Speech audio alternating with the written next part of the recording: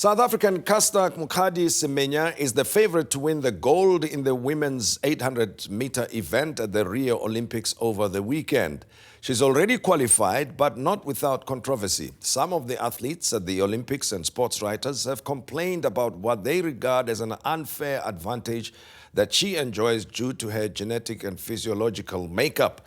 And this has generated a wave of support among South African supporters who say that go, Caster, go, and bring the gold back to South Africa. To discuss the controversy and Caster's potential over the weekend, I'm joined by sports journalist Mbali Mokoko and urologist Dr. Kgomotso Mathabe. And welcome to the program. Thank you very much. Well, Caster is a star, right? She's performing on the global stage, winning and sometimes losing, fans expecting this to happen. Sometimes it does not happen. But she's had a very long and difficult journey to where she is now.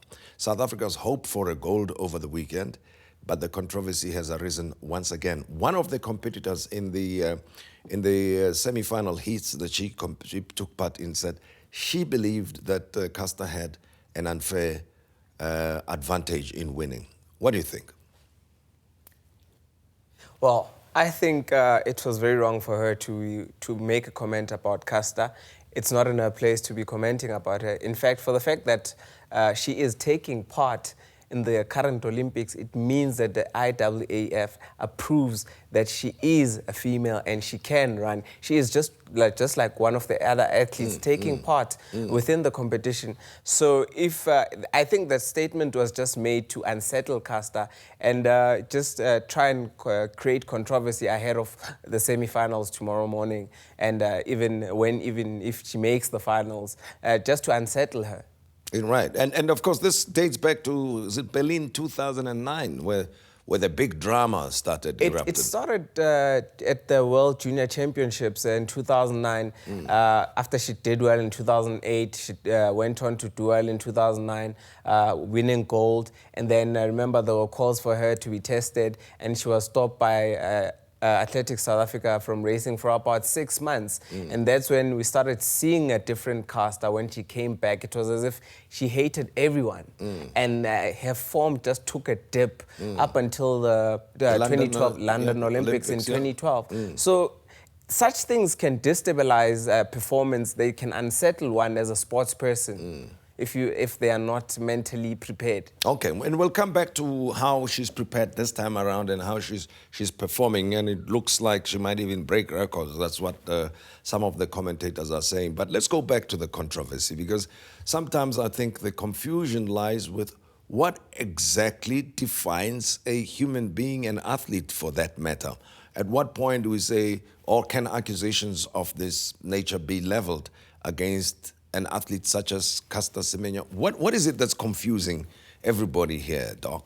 I think she's brilliant. And if you're brilliant, people are always going to be throwing stones at you, because if you look at the current 800-meter record holder, she looks quite butch. You know, she's very manly, and if you can't spend this much time doing this much exercise and preparing yourself and eating as well as they do and not develop, you know, the physique that they do. Yes. So just from that point of view, she's taken the trouble to get to where she is. Yes. And in terms of, you know, an unfair advantage, it's possible. It's possible. So we all have testosterone, and it's all centering around the testosterone issue.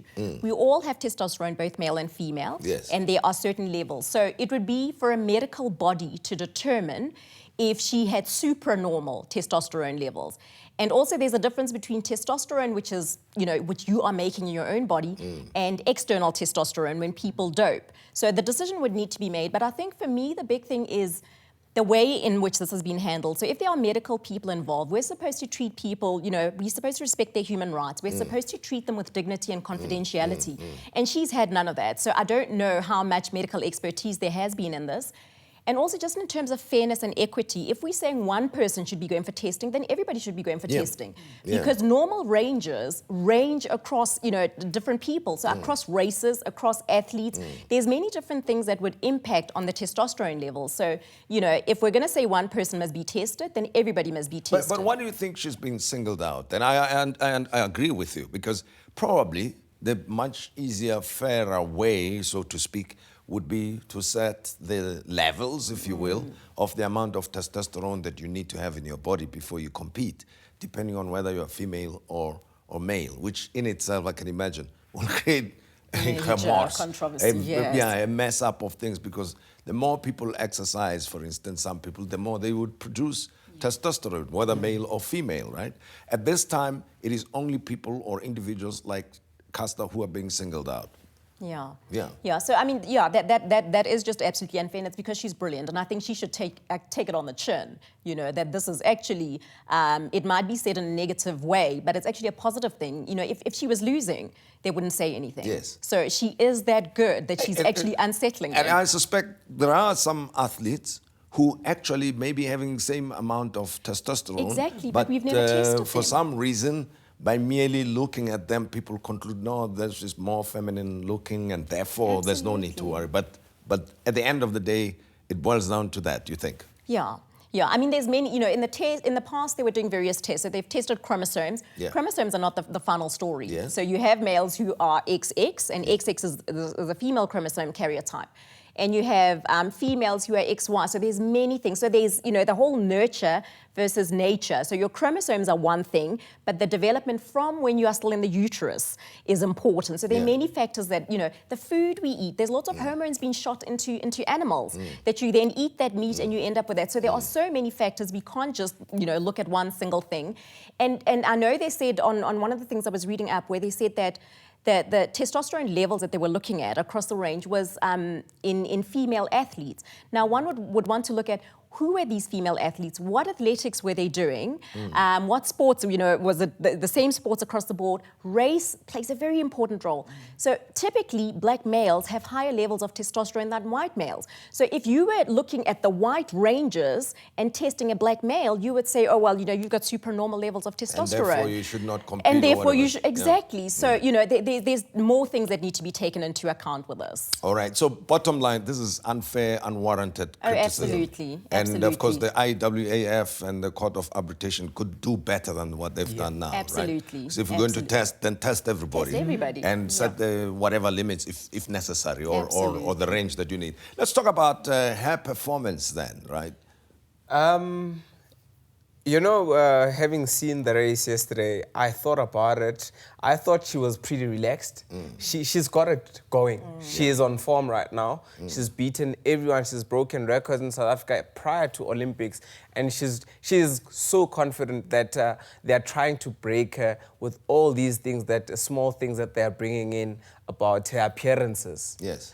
Otherwise, come tomorrow morning, she'll qualify for the final. Saturday, she might be standing on the podium with that gold medal. All right, and that's the way you see it, because I've been checking. I mean, the fans are basically not even talking about going through semis. Everyone is talking about the finals here. Yes, we need to think ahead. And in terms of the recent performances by her, you confident enough that definitely a medal will be coming her way? She hasn't put her foot wrong in the past few months. She's won in the 400 meters, 800 meters, even in the 1,500 meters. And her special event is the 800 meters. I'm pretty sure there is no one currently in the world that can beat Caster. And they're talking about records being broken here, but the time yesterday was not necessarily the best time of the qualifying heats, but nevertheless, she managed to lead the pack. One thing for sure about Caster is that previously she was criticized for her tactics, but now it seems to have changed. She knew what she was up against. She took her time, and right at the end, that's when she went for that push. And it was not necessary for her to try and break the world record while you are still qualifying in the heats. Yes, sure. You start focusing and putting more energy when it comes to semifinals and the final. Last word to you, Doctor. How should we read this situation? The Olympics are on. Caster is making progress. Just give us the final word on the matter. You know, I think Caster has entered her space. She has embraced fully who she is, and we as South Africans should also embrace her and just stand behind her all the way. But I think she does raise interesting medical perspectives. So on an international level, what is the medical world saying, and what is our participation in these kinds of debates? And certainly there are people who might be ambiguous in their appearance, people within the community, and those need to be brought to the attention of the medical community. So I think she raises a very important question and gives us the opportunity to engage better. Look, we'll take gold anytime. Absolutely. We'll take gold anytime. Anytime. All right? So we're taking gold. We're taking gold. Definitely. Let's bring it home. Gold. We'll take our gold anytime. We're looking forward to a great performance on the part of Caster Semenya over the weekend, and of course, South Africa rooting for her. And we also expect that she might break a world record. Who knows? And the controversy has been put aside. And Doctor, thanks for helping us understand the issues around the controversy. And again, we appreciate that you have been following her all the way to give us the confidence to say, gold is the way.